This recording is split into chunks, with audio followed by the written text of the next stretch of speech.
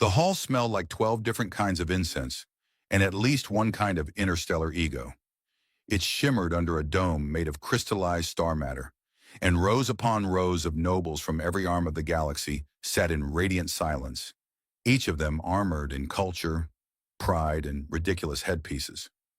Somewhere near the back, a short man in a borrowed tunic was sweating profusely. Leo tried not to move. His shoes, ceremonial, stiff, and possibly alive, pinched like a vice with delusions of grandeur. He shifted his weight and immediately drew the attention of a five-eyed ambassador who looked like a glittering sea cucumber and definitely disapproved of his existence. Leo gave a tight smile. The ambassador didn't blink, probably didn't have eyelids. A hush fell. Queen Seralith of Zelvara stepped forward, luminous in silver and gold, a regal figure carved from command itself. Her long ears arched upward, their edges adorned with microcrystals that chimed faintly as she moved. The hall bent around her presence like gravity around a collapsed star. She walked with a gait that made seasoned generals stand straighter and opportunistic dukes recalculate their ambitions. Leo, trying not to fidget, swallowed and accidentally activated the small translator clipped to his collar. It burbled something obscene in Vralian. The duke beside him flinched. Leo turned it off. Seralith ascended the dais. Today was the bonding declaration, a ceremony older than light drive engines, older than half the planets in the room. Traditionally, the queen would select a mate from among the royal houses, strategic, political, ancestral. It was more treaty than romance, more alliance than affection. Everyone knew it, which made what happened next so delightfully catastrophic. She turned to the assembly, her voice clear and unshakable. "This man is my mate." Gasps rippled like sonic shockwaves. Somewhere, a senator from Helios 3 dropped her crystalline goblet. A lesser duke choked on his own disbelief. The ambassador with five eyes blinked, all at once. Leo stared at her, blinking slowly as if someone had just hit pause on his entire brain. He cleared his throat. Hi." No one breathed. A noble from the house of Thyrex sputtered. That human." Another stood. "Your Majesty, surely this is symbolic." "I do not jest," Seralith said. Someone did faint then. A clattering cascade echoed from the left wing as attendants rushed to retrieve a minor prince whose headgear had spun dramatically as he collapsed. Leo glanced at Seralith.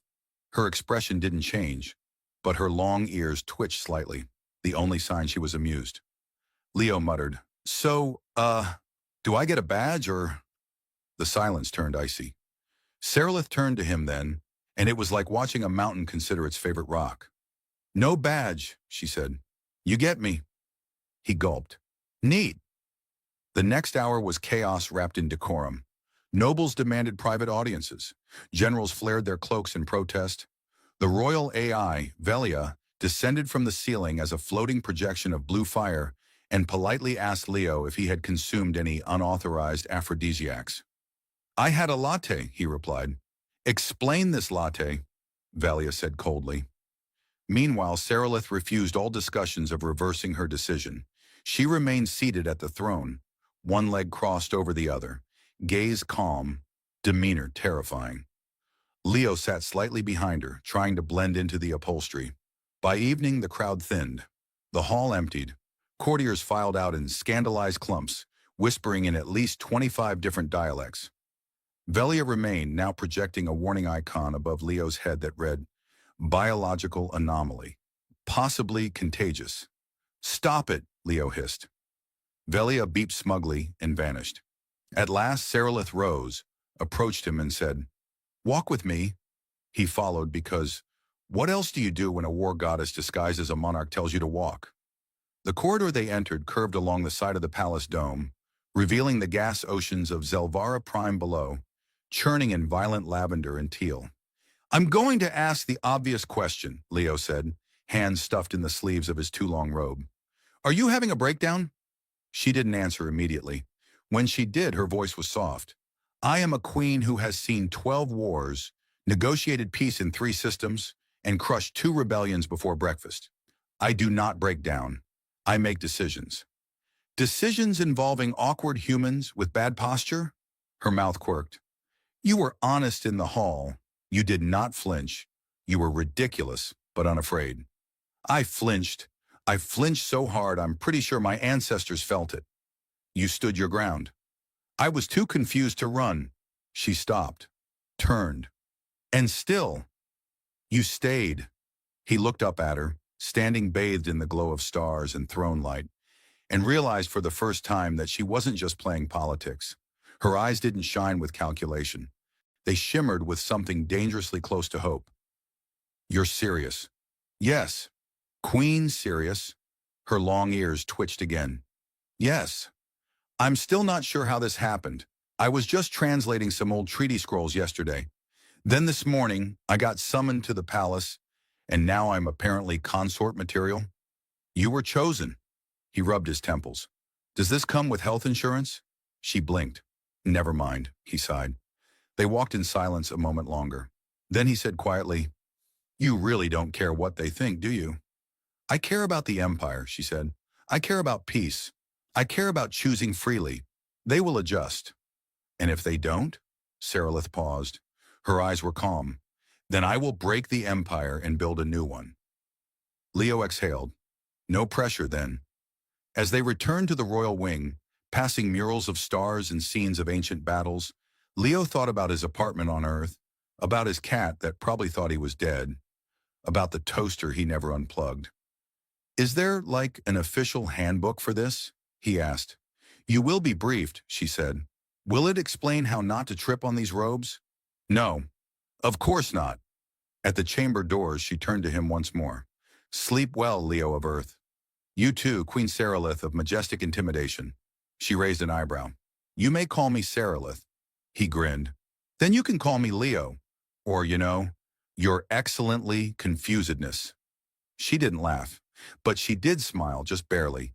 And in that tiny curve of her lips, Leo realized something absurdly wonderful. He might be in way over his head, but she was serious. And maybe, just maybe, so was he.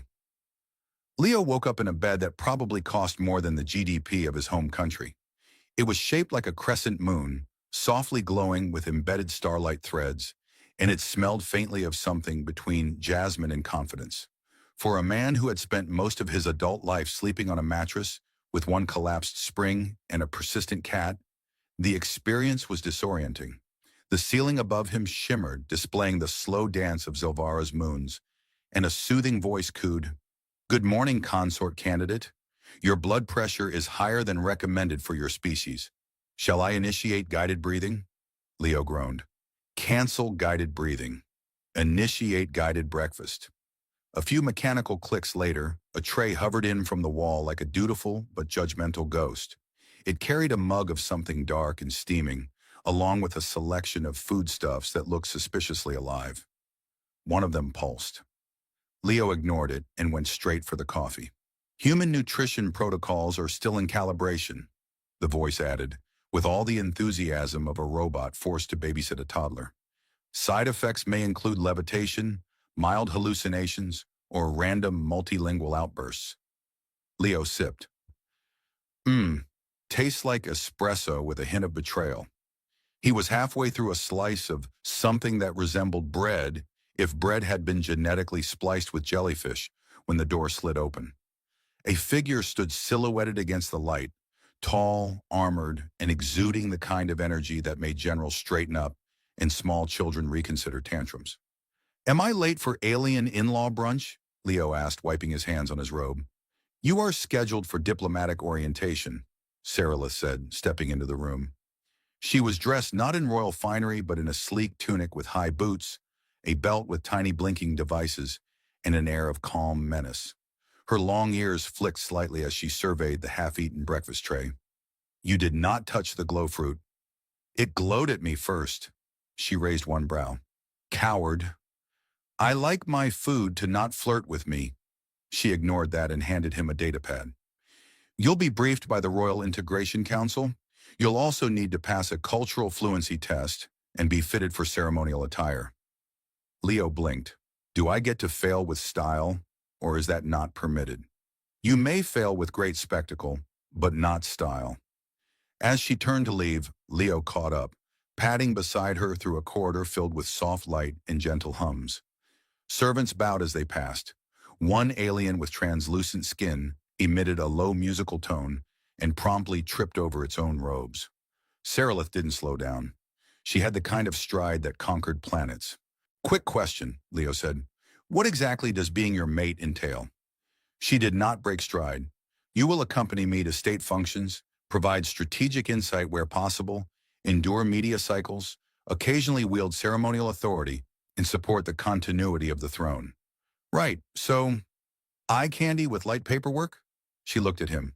"I chose you for your insight. Insight number one, this is absolutely bonkers." "Correct," she said. "You may yet survive." Their destination was a chamber filled with screens, holograms, and a table shaped like a flattened galaxy.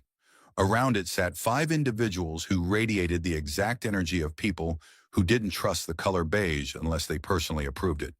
The Royal Integration Council stood to greet Sarilith, then eyed Leo with the reverence usually reserved for viruses. "Counselors," Sarilith announced, "this is Leo of Earth."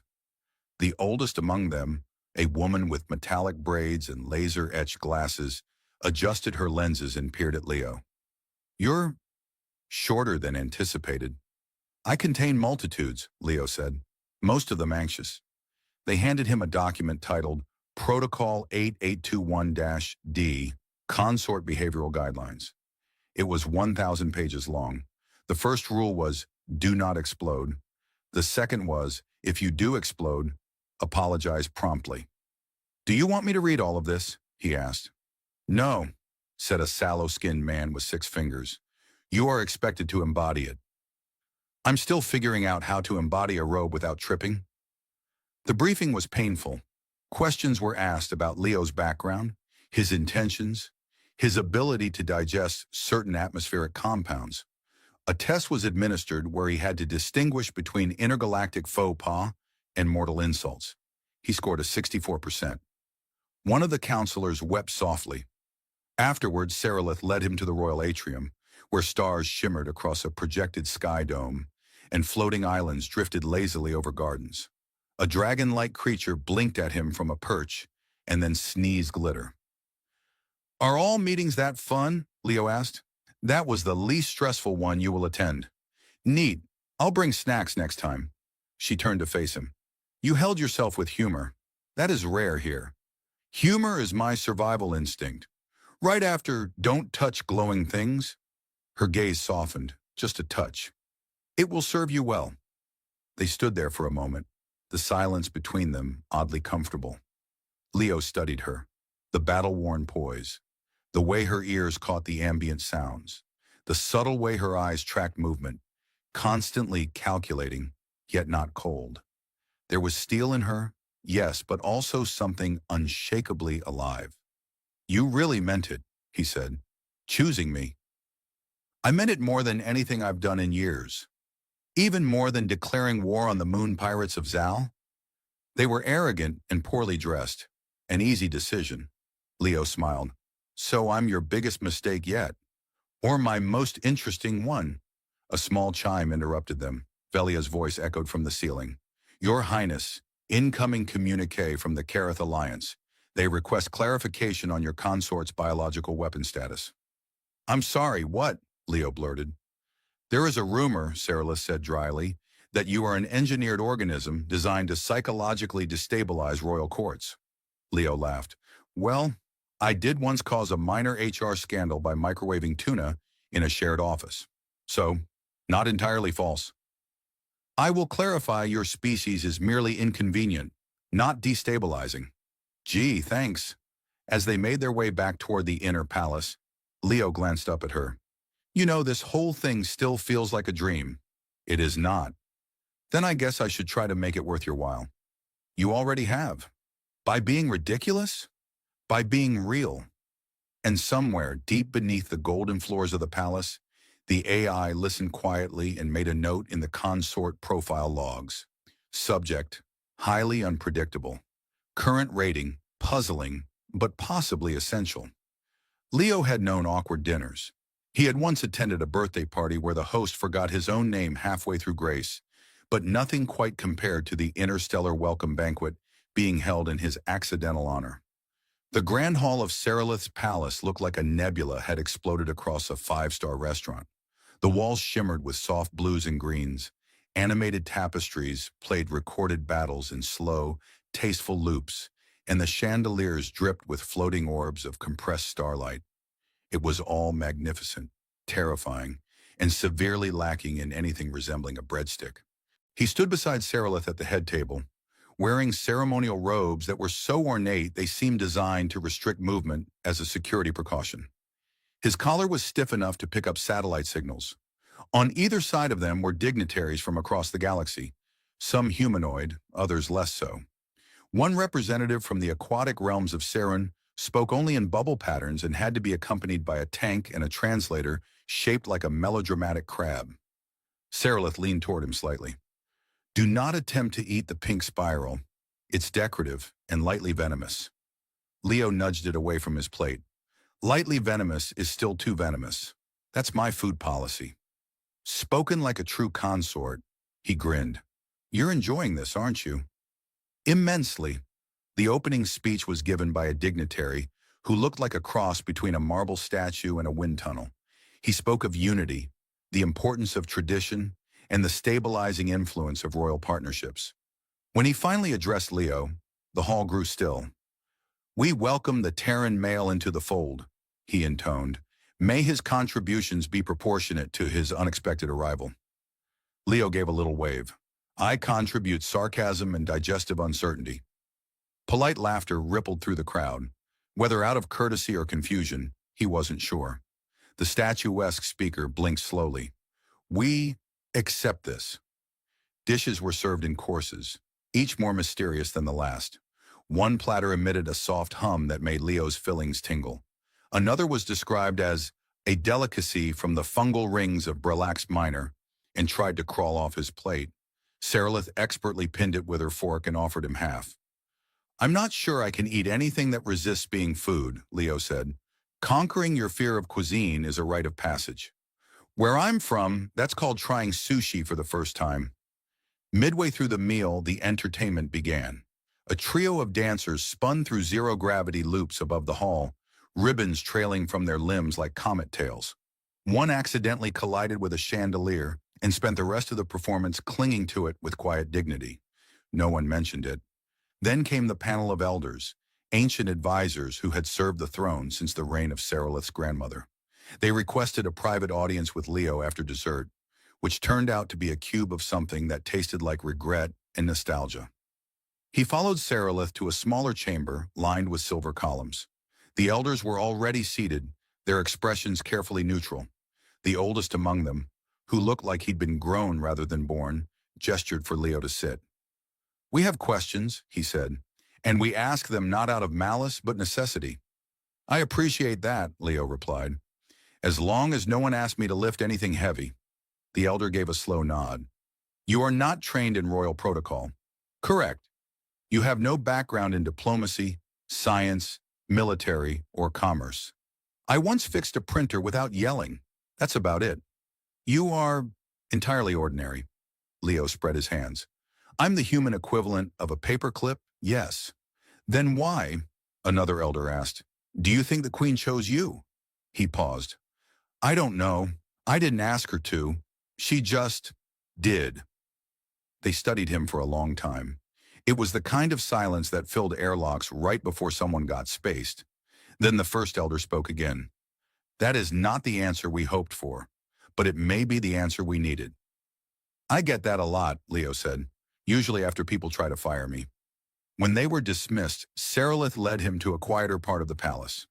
The corridor was lit by low orbs that floated gently as they walked, casting soft halos of light.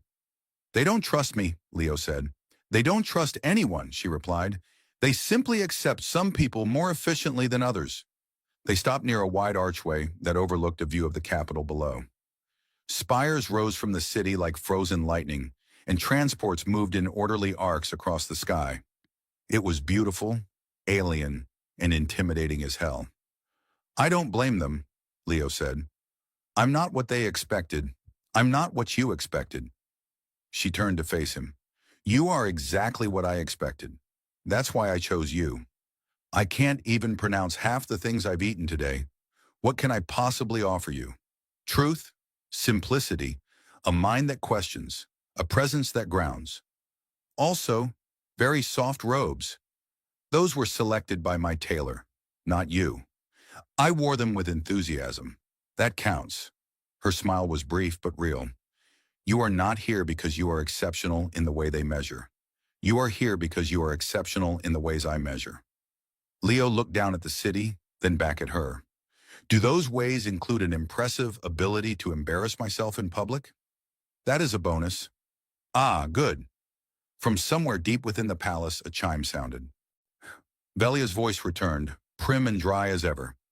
Incoming delegation from the Varn Dominion. Estimated time of arrival, 18 minutes. They request to inspect the new consort for signs of strategic coercion. Leo blinked. What does that mean? They suspect I was manipulated. Do you want me to act unstable? Because I can totally nail that. She shook her head. Just be yourself. That is far more destabilizing. He took a deep breath. All right, but if they ask me to recite a royal creed, I'm faking a fainting spell. Accepted. And together they turned back toward the hall, one armored queen and one confused, sarcastic human, walking headfirst into another alien crisis with nothing but wit, willpower, and a mutual, improbable alliance that no one in the galaxy yet understood. The Varn Dominion's delegation arrived in a ship that looked like it had been carved from a single obsidian monolith and then angrily bedazzled by someone with a grudge against minimalism. It hovered silently in the sky above the palace for a moment too long, the kind of theatrical pause that suggested either great technological sophistication or someone stalling because they couldn't remember which button lowered the landing ramp. Leo watched from the palace balcony, arms crossed over robes that had begun to itch in ways not previously known to human anatomy. They're going to be nice, right? He asked. Like galactic neighbors who brought you a cake nice? Sarilith, standing beside him in her formal armor that shimmered with every slight movement, tilted her head slightly. The Varn believe emotion is a weapon and kindness is a form of weakness. So, no cake? No cake. The landing ramp finally descended with a hiss that felt suspiciously dramatic. A group of tall, thin beings emerged, each draped in robes of black and silver that somehow managed to defy the concept of dust. Their faces were pale, with 4 eyes arranged like a domino, and they moved like spiders that had graduated from finishing school. The lead Varn stepped forward and offered a bow so shallow it could have doubled as an insult. We greet the sovereign of Cerelia and her selected appendage. Leo leaned in toward Sarilith and whispered, Did I just get called a limb? She didn't blink. It's a compliment. In their language, an appendage is something you trust to hold a weapon. Do they know my best weapon is sarcasm and a firm handshake? They do now. The formal greeting was followed by a procession into the council atrium, where the Varn were scheduled to observe the consort in a series of low-key tests. Leo wasn't sure what that meant, but he was already preparing a list of answers that began with, I have no idea, and ended with, please don't point that at me. The first test involved a memory scan, which consisted of placing his head into a device that looked like a robotic octopus with performance anxiety. It hummed, clicked, and emitted a puff of blue steam before projecting a series of Leo's memories into mid-air holograms. There was him spilling coffee on his shirt before a job interview, him failing to build a shelf from a certain Scandinavian furniture store, him waving too enthusiastically at a passing dog and tripping over his own foot. One of the Varn murmured, primitive, but honest. Another nodded. His pain is sincere. Leo gave them a thumbs up. Happy to disappoint. The second test was linguistic. A Varn presented a series of alien phrases and asked Leo to interpret them based on tone, inflection, and context. The first phrase, Grelthar Mako Linveras. Leo considered it, then answered, either let us join in peace, or your mother smells like molten algae. I'm leaning toward the second. The Varn made a note. Interesting. The ambiguity is noted. The third test was, apparently, a traditional Varn exercise in combat readiness, facing down a synthetic predator programmed to evaluate instinctual responses. A gate opened, and a beast made of shimmering metal and retractable limbs scuttled into the room, growling in six-part harmony. Leo backed up immediately and shouted, "Nope!" He then threw his shoe at it, which bounced harmlessly off its carapace. The Varn paused the simulation. Curious strategy. I figured I'd distract it with confusion and the smell of old leather. Result, fledgling but creative. After the test, the Varn requested a private moment with Sarilith. Leo sat in a side chamber where a servant brought him a drink that looked like liquid amethyst and tasted like victory mixed with mouthwash.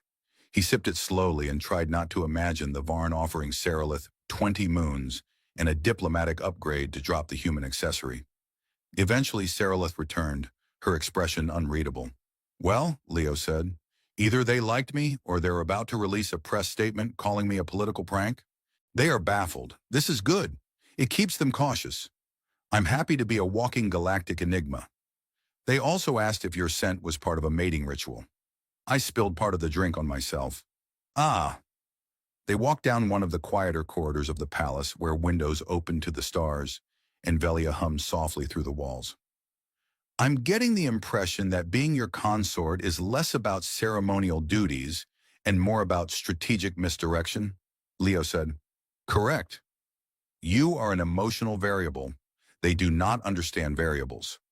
And if I keep wearing these robes long enough, I'll have a rash they definitely won't understand either." Sarilith stopped walking. "Do you regret this?" He looked at her. "Do I regret accidentally becoming the most talked about partner in the galaxy, enduring psychic scans and robotic tigers, and nearly eating a decorative venom spiral? Because somewhere in all that, I got to stand next to a woman who doesn't care about what the stars expect. She just chose. That means something." She stepped closer. Her long ears twitched slightly, the only tell of any emotion beneath her composed exterior. "You are not what they imagined. You are something better. Something real." Leo smiled. "Also, I didn't scream during the Predator test. That has to count for something." "Only slightly." They continued walking until they reached a viewing platform high above the city. Distant traffic shimmered like fireflies, and the sky pulsed with twin moons. "What now?" Leo asked. "Now we prepare for the convocation." "That sounds either very important or very exhausting." "Both. Every major leader in the galaxy will attend. They will wish to evaluate you personally." Leo rubbed his face. "Can I wear a disguise? Maybe go as a diplomatic fern? You will do what you always do, show them your truth." "Which part? The confused earthling or the guy who threw his shoe at a robot?" "Both, especially the shoe." As they stood beneath the stars, a gust of wind swept through the open archways, and somewhere deep in the palace, music began to play. A soft melody, alien, beautiful, and slightly off-key, as if someone had programmed a harp to dream. Leo reached out and took her hand. "I still think I'm underqualified." "You are. That is precisely why you are perfect." The grand convocation began with no fewer than 17 overtures, 3 ceremonial ship flyovers, and a dance performed entirely by floating jellyfish who communicated via bioluminescent poetry. Leo, dressed in what could only be described as a shimmering tuxedo forged by a committee of very ambitious tailors, stood behind Queen Sarilith on the dais as dignitaries from across the stars arrived, each trying to outdo the last with sheer spectacle. The representative from Thorax Prime entered riding a genetically engineered peacock lizard. The Evlari High Priestess floated in on a cloud of anti-gravity incense. The Groll ambassador arrived late, apologized by singing a mournful dirge about parking, and then promptly fell asleep in his chair. Leo leaned slightly towards Sarilith. "Is there a talent portion?" "This is the talent portion." "Ah, well, I regret not bringing a yo-yo." The Queen's gaze remained fixed ahead. "They will not attack in words today, but their eyes are sharper." Leo straightened up. "Fantastic. Good thing I moisturized." As the ceremonial greetings concluded, the council speaker, an ageless figure draped in shimmering white that seemed to refract opinions, stepped forward. "We gather today not only to acknowledge the union of Queen Sarilith and her chosen consort, but to affirm the direction of the Cerulean Empire as it stands at a crossroad of galactic unity. The room quieted. 1,000 faces turned toward Sarilith. She stepped forward, light catching the edge of her armor. Many wonder why I have chosen Leo.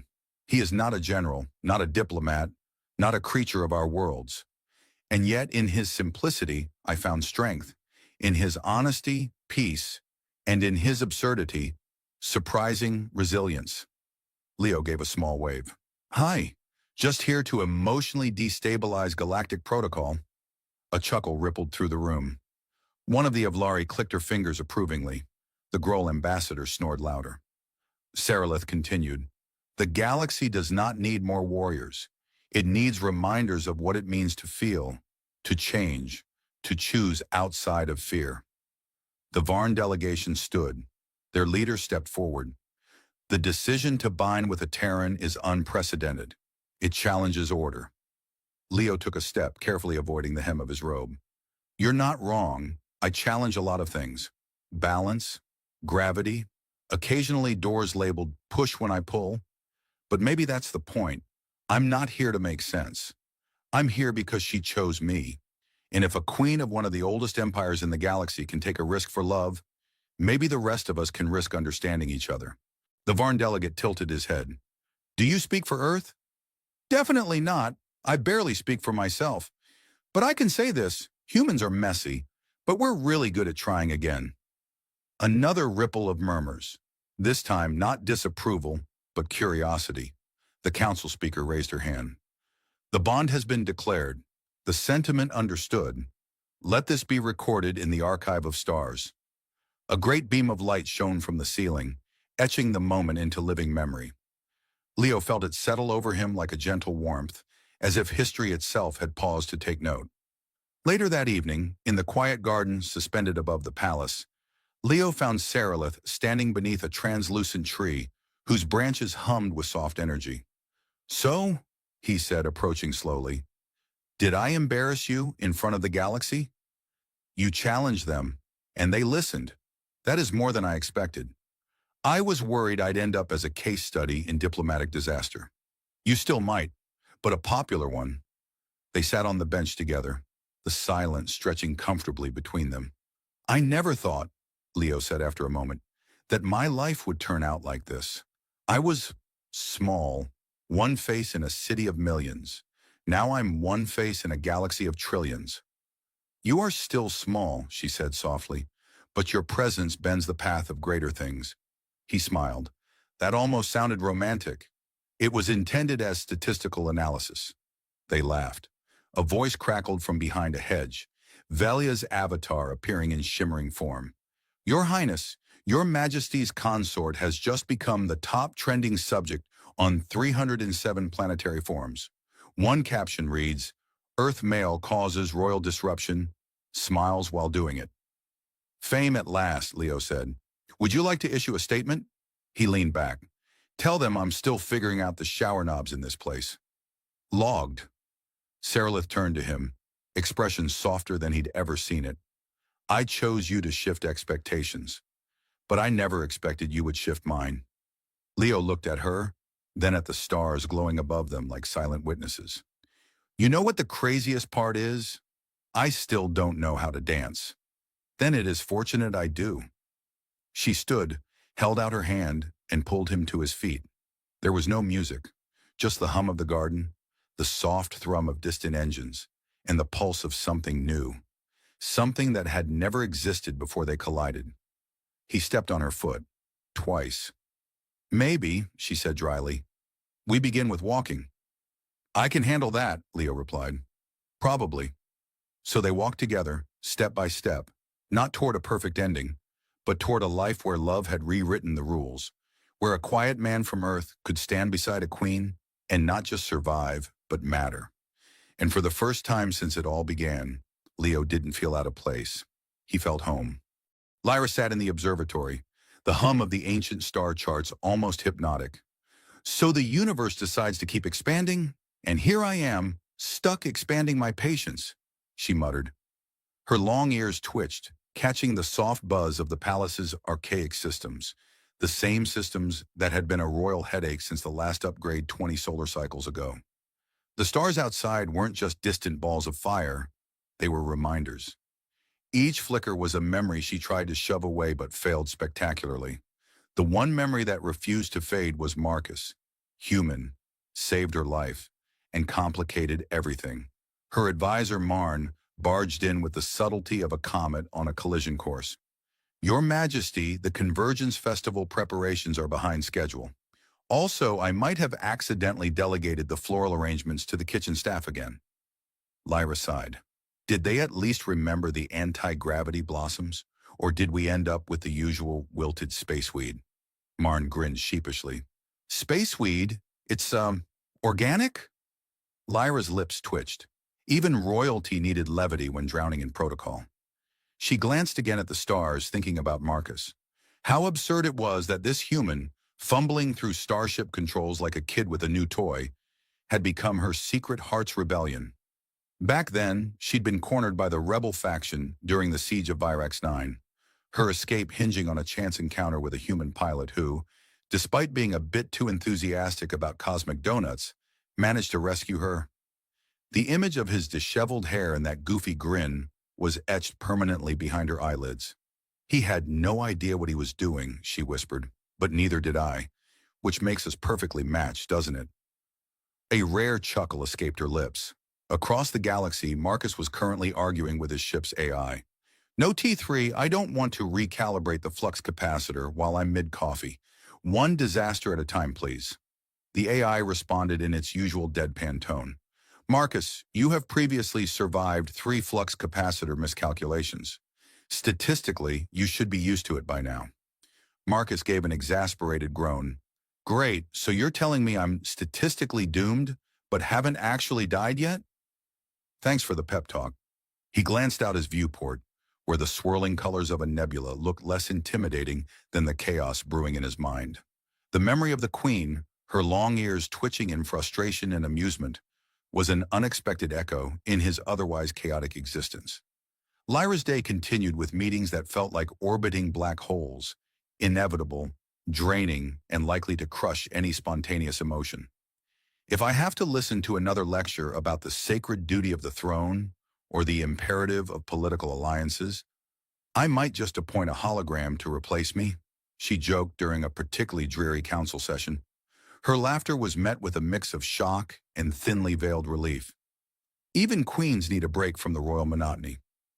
One of her counselors, a rather stern creature named Velis, raised an eyebrow. Your Majesty, humor is a dangerous weapon. Use it wisely. Lyra smirked. Oh, Velis, if sarcasm was a weapon, I'd have conquered at least 3 planets by now. Between the stifling formality and the weight of the crown, Lyra found solace in small rebellions, a secret stash of Earth novels, which she pretended not to love, late-night talks with the ship's AI, and the rare moments when she could think freely about Marcus. It wasn't just gratitude she felt for him. It was something deeper, tangled in the delicate threads of what might have been. But duty was a stern jailer. She couldn't abandon the throne, no matter how much her heart longed to chase a starship pilot through the vast unknown. I want you, human, she whispered to the empty room, but we're too late. Marcus tapped his communicator nervously. If only I could send a message faster than the speed of bureaucracy. The reply was instant. That's a known issue. Try waving a flag or sending smoke signals. He laughed despite himself. The distance between them was measured not just in light years, but in the tangled web of politics and promises neither wanted but both had to honor. Somewhere in the silence between their worlds, a connection lingered, fragile but unbroken.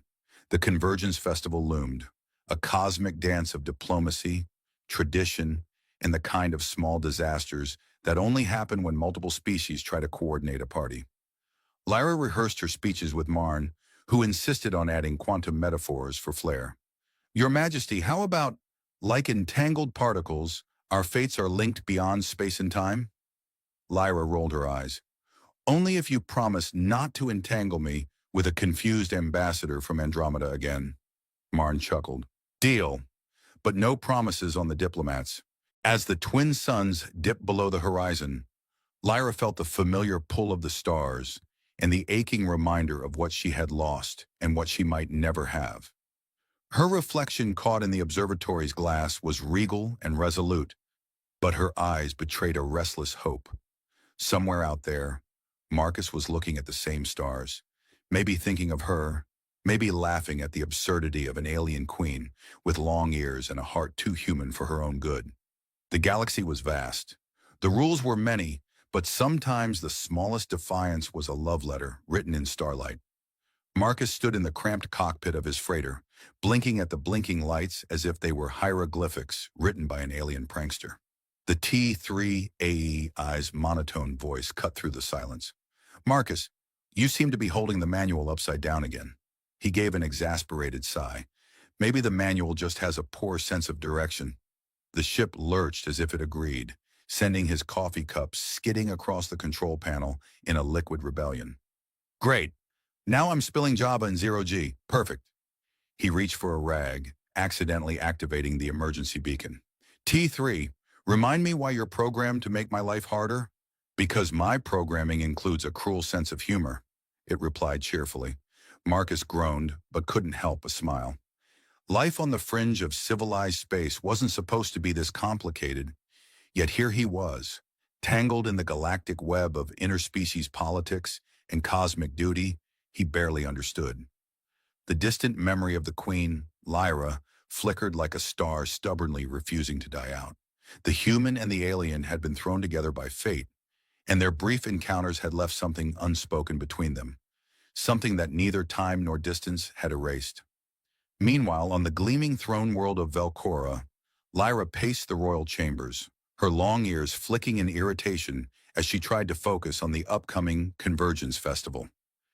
"If only I could outsource my feelings like I outsource paperwork," she muttered, glancing at the pile of diplomatic scrolls on her desk. Her chief advisor, Marn, appeared with the grace of someone who had perfected the art of royal interruptions. "Your Majesty, the floral arrangements are questionable. The kitchen staff assures me that spaceweed is the latest trend in Andromedan botany." Lyra raised an eyebrow. "If by trend you mean a plant that looks like it's giving up on life, then yes, very trendy."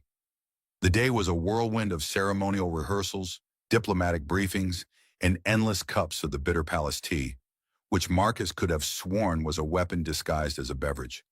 Lyra found herself longing for a simpler existence, the kind where a starship pilot with questionable coffee skills could rescue her without the entire royal court breathing down her neck.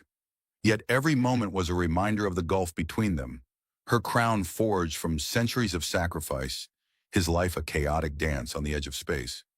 Back on his ship, Marcus tuned the radio to the galactic news frequency, half listening to reports of political intrigue and interstellar disputes. The announcer's voice was oddly cheerful, given the content. In other news, the Velcoran court prepares for its annual Convergence Festival, where tradition meets intergalactic chaos.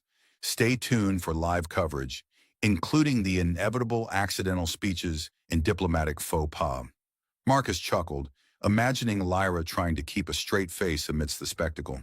As night fell over Velcora, Lyra found herself alone in the observatory again, the stars winking at her like old friends in on the universe's greatest joke. She whispered into the void, "If only you were here, Marcus." Or at least had better taste in music. A soft chime interrupted her thoughts. It was a secure message from the outer colonies. She opened it with cautious hope, only to find a sarcastic hologram of Marn winking and saying, "Remember, Your Majesty, diplomacy is 90% patience and 10% pretending to care about intergalactic flower festivals." Across the cosmos, Marcus sat in his cockpit, staring at a faded hollow photo of Lyra, her regal posture and those unmistakable long ears, making her look like a queen out of a fairy tale. "Too late, huh?" he murmured, the weight of unspoken words pressing down on him. Yet somewhere beneath the frustration and cosmic absurdity, a stubborn spark of hope flickered. A hope that maybe, just maybe, the universe wasn't done with their story yet. The Convergence Festival was shaping up to be less of a diplomatic gathering and more of an intergalactic circus. Lyra adjusted her ceremonial robes for what felt like the 100th time and muttered, "If only I could beam myself out of here." instead of having to endure Velcora's finest attempts at political theater. Her long ears twitched at the sound of approaching footsteps. Marn was back, this time carrying what looked suspiciously like a malfunctioning robotic flower arranger. Your Majesty, the automaton seems to have developed an unexpected fondness for interpretive dance, Marn reported, arms raised defensively as the device spun erratically. Lyra smirked despite herself. At least it's more entertaining than the diplomats.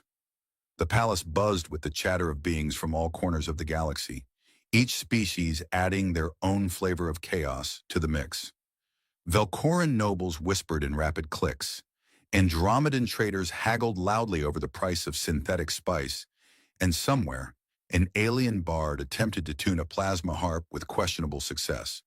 The air was thick with anticipation, awkward introductions, and a collective hope that no one would accidentally ignite a diplomatic incident.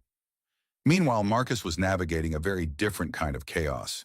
His freighter, laden with goods ranging from exotic minerals to dubious snacks, was docked precariously in a bustling spaceport on the edge of the Velcoran system. As he struggled to keep his cargo from toppling over, his comm crackled to life. "Marcus, your punctuality is as legendary as your ability to spill coffee," T3 teased. "If you don't get moving soon, you'll miss the festival, and possibly your chance to see the Queen." Marcus groaned. "Great, so now I have to be both a diplomat and a miracle worker." He glanced at the holo message from Lyra, her expression formal but her eyes betraying the smallest hint of a smile. If only I could crash the festival in style. He imagined what that might look like, his freighter swooping in, fireworks blazing, and him delivering a speech that somehow combined galactic peace with a joke about interstellar traffic jams. The reality was more likely to involve a lot of awkward small talk and the inevitable mix-up of his name with another Marcus from the Andromeda sector. Back at the palace, Lyra found herself drawn into a heated debate about the placement of a particularly controversial statue, one that resembled a giant cosmic squid wearing a crown. "I fail to see how this promotes diplomacy," she said dryly, "unless the squid is meant to intimidate our guests into submission." Marn nodded thoughtfully. "It does have a certain don't mess with us vibe." Lyra laughed, the sound rare and genuine in the stifling halls of power. As the evening unfolded, the festival's main event began. A dazzling display of holographic stars and nebulae, choreographed to a symphony of alien instruments. Lyra stood on the balcony, the weight of her crown feeling both heavier and lighter beneath the spectacle. Her thoughts drifted to Marcus, wondering if he was watching the same stars from a distant ship, sharing the same impossible longing. Suddenly, a commotion near the entrance caught her attention. Marcus, against all odds, had arrived. The sight of him navigating the throng of dignitaries with a mixture of determination and bewilderment brought a reluctant smile to her lips. He approached, eyes wide but steady, and quipped, "I hope this counts as crashing a royal party." Lyra's laughter was soft but full of warmth. "It's more than I dared hope for." Their conversation was a dance of stolen glances and carefully chosen words, balancing the official with the personal. Marcus teased, "So, Queen Lyra, do you always keep your advisors on such tight robotic leashes? Or am I just lucky?" She raised an eyebrow. "Only when they start choreographing dance routines without permission." The moment was fragile, suspended between the rules of their worlds and the desires of their hearts. As the festival reached its crescendo, Lyra and Marcus found themselves alone for a fleeting moment. The universe seemed to hold its breath. Lyra's voice was barely above a whisper. "I wanted to tell you, long ago, that you changed everything." Marcus smiled, a bittersweet curve of his lips. "And I wanted to tell you that sometimes the right words come too late. But maybe the right moment isn't about timing, it's about courage." They shared a look heavy with unspoken promises and impossible dreams. The festival lights flickered, and reality crept back in, their worlds waiting, demanding sacrifice. Yet in that brief space between stars and duties, a seed of hope was planted. The Queen and the human stood together, not as ruler and subject, but as two souls bound by a love that defied the universe's cruel timing, ready to face whatever came next with humor, heart, and perhaps just a little bit of rebellion. The morning after the Convergence Festival dawned with a reluctant sun, casting pale light over Velcora's sprawling palace.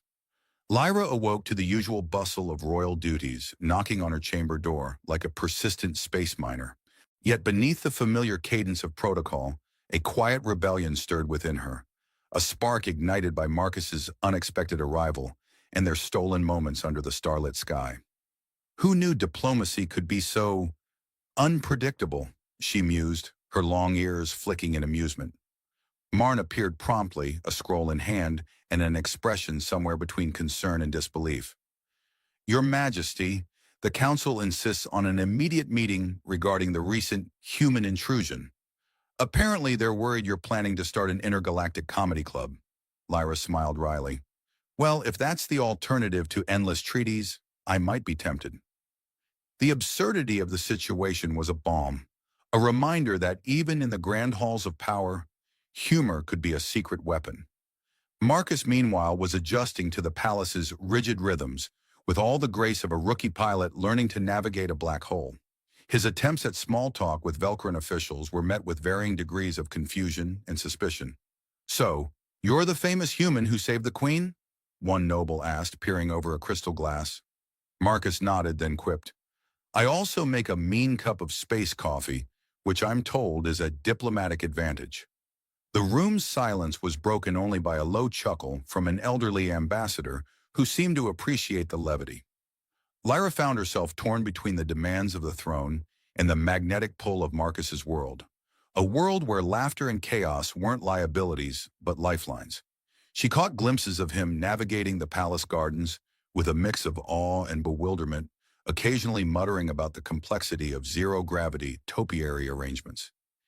You'd think a civilization advanced enough for interstellar travel would have mastered hedge trimming, he joked during one of their rare moments alone. Their conversations became a delicate dance, weaving between duty and desire, truth and jest. Marcus admitted, I never thought I'd find myself caught in palace politics, let alone trying to decipher Velcoran etiquette. Lyra smiled. And I never imagined I'd be the queen who'd rather skip a coronation speech to debate the ethics of robotic flower arrangers with a human. Their laughter echoed through hidden corridors, a secret rebellion against the weight of expectation. But the universe, as always, reminded them of its unyielding rules. The council convened, their voices a symphony of concern and caution. Your Majesty, one elder stated, the alliance with the human factions is fragile. Your association with Mr. Marcus could be perceived as a political gambit, jeopardizing centuries of peace. Lyra's response was measured but firm. Peace built on fear is no peace at all. Perhaps it's time we redefined alliances, not just between species, but between hearts. Marcus, standing beside her, felt the heavy gaze of centuries of tradition pressing down on them. Yet his own resolve was unwavering. Sometimes, he said softly, the most dangerous act of diplomacy is honesty. The room was silent, save for the distant hum of the palace's quantum core, a reminder that even the most ancient institutions were powered by the relentless march of progress. That evening, as the twin moons rose, Lyra and Marcus retreated to the observatory. The stars above shimmered with ancient light, indifferent to the turmoil below. You know, Marcus began, if I had a credit for every time someone told me, you're too late, I'd own a fleet by now. Lyra chuckled. And if I had a credit for every time duty tried to silence my heart, I'd have bought the entire galaxy. They spoke of dreams deferred and futures uncertain, of sacrifices made in the name of duty, and the rare moments when courage dared to break through. Maybe we're not too late, Lyra whispered. Maybe we're just early for the part where everything changes. Marcus reached out, his hand brushing hers, a simple gesture that spoke volumes in a language older than stars. In the vastness of space, amid the politics and protocols, two souls found solace in shared defiance and the unspoken promise of something more. The galaxy was vast, their paths uncertain, but in that moment, laughter and love intertwined, a beacon against the endless night. The council chamber hummed with tension thick enough to interfere with even the most advanced sonic translators. Lyra stood tall, her long ears catching every murmur, every hesitation from the gathered elders and officials. The fate of Velcora, her people, and the fragile alliance with humanity hung precariously in the balance. She glanced at Marcus, who, despite the unfamiliar robes and the stiff decorum, wore the determined look of a man who'd stared down starship engines in a deadlock and still come out smiling. "Ready to shake up centuries of tradition?" she whispered. Marcus cracked a grin. "I was ready before I knew what tradition was. Also, I'm still not sure if I'm supposed to bow or just awkwardly nod." Lyra laughed softly, the sound of rare warmth in the austere chamber. "Consider that your first diplomatic challenge." She cleared her throat and addressed the council. "We stand at a crossroads. The universe is vast, and old rules that once kept peace can become cages that stifle progress. I choose to embrace change, not out of rebellion, but out of hope. Marcus represents more than a savior or a visitor. He symbolizes the bridge between two worlds." The room was silent, the weight of her words sinking in. "I propose a new alliance, not just political, but personal, a union that honors both our duties and our hearts." One elder cleared his throat, eyes sharp. "Your Majesty, such a proposal challenges the very fabric of our laws and customs." Lyra nodded. "Yes, it does. But what good is a law if it denies the freedom to love? If it binds us to loneliness under the guise of duty? I've learned that sacrifice is inevitable, but so is the courage to choose what we sacrifice for." She looked at Marcus. "And I choose us." Marcus stepped forward, voice steady. "I came here thinking my role was simple. Rescue the Queen, save the day, and return to my chaotic life. But this is bigger. It's about connection, about rewriting what's possible. I'm not just a visitor, I'm a part of the story now, and I'm ready to face whatever comes, with humor, heart, and maybe a few more coffee spills." Laughter rippled through the chamber, easing the tension like a solar flare melting ice. The elders exchanged glances, the ancient rigidity giving way to cautious curiosity. Slowly, one by one, they began to nod, the unspoken acknowledgement that the universe was changing, and they must change with it. Days later, the palace gardens blossomed with vibrant new life. Hybrids of Velcoran flora and earth seeds brought by Marcus, tended by robotic gardeners with programmed jokes about interstellar horticulture. Lyra and Marcus walked among them, sharing stories of misadventures, botched ceremonies, and the awkwardness of first meetings. "You know," Marcus said, "I never thought I'd end up planting alien flowers as a royal consort. Beats dodging space pirates, though." Lyra smiled, her long ears twitching. "And I never imagined I'd find laughter in rebellion." They paused beneath a tree whose leaves shimmered like liquid starlight, a symbol of their new beginning. In the quiet moments, away from the demands of crown and crew, they discovered something rare. Peace forged not from perfection, but from shared imperfection and defiant hope. Lyra's voice was gentle. "We were always late to this dance, but maybe that's the point. Sometimes the last step is the one that matters most." Marcus squeezed her hand. "Then let's make it count. Together." The stars outside whispered ancient secrets, but inside the palace, a new story was being written, one of love that defied time, of duty redefined, and of two souls who found their place not despite the universe's rules, but because they dared to rewrite them.